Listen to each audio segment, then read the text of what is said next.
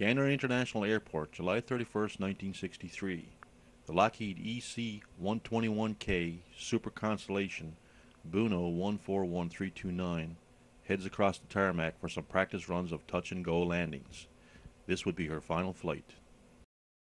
The Lockheed Constellations were based in Argentia, Newfoundland and Keflavik, Iceland.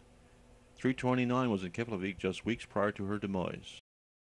The Constellation was designed as an airborne early warning system equipped with the latest in radar detection.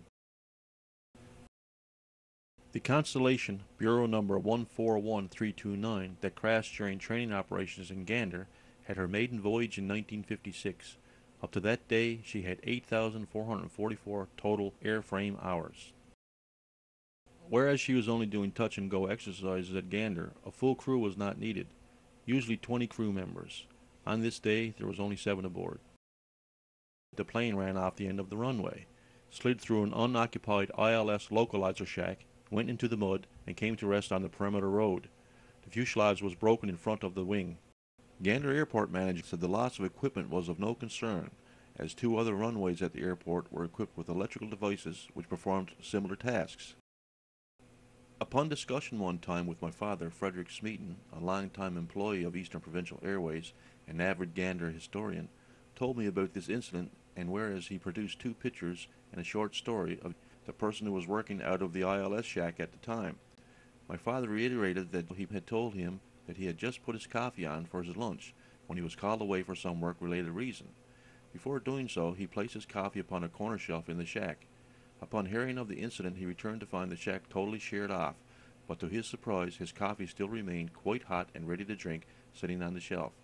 My father actually showed me a couple pictures of the coffee mug sitting on the shelf, but at this point I was unable to locate them. The only thing that can release the 329 from the position on the road is the muddy aircraft lift known by all Ganderites as Paul Bunyan. This giant hydraulic lift has made for a favorite background while taking pictures for residents of Gander.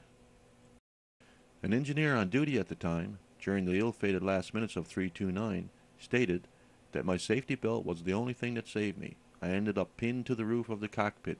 The second pilot assisted me in getting back to the main cabin.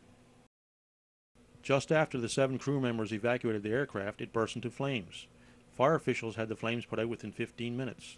The crew members were brought to nearby Banting Memorial Hospital for routine checkup and were later released. The aircraft was rowed off and scrapped. My father was an amateur photographer and videographer all his life.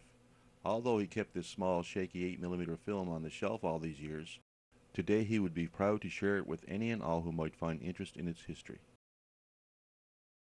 I dedicate this video to my father, Frederick Francis Smeaton, who, as stated before, was a longtime employee of Eastern Provincial Airways and was an avid Gander historian.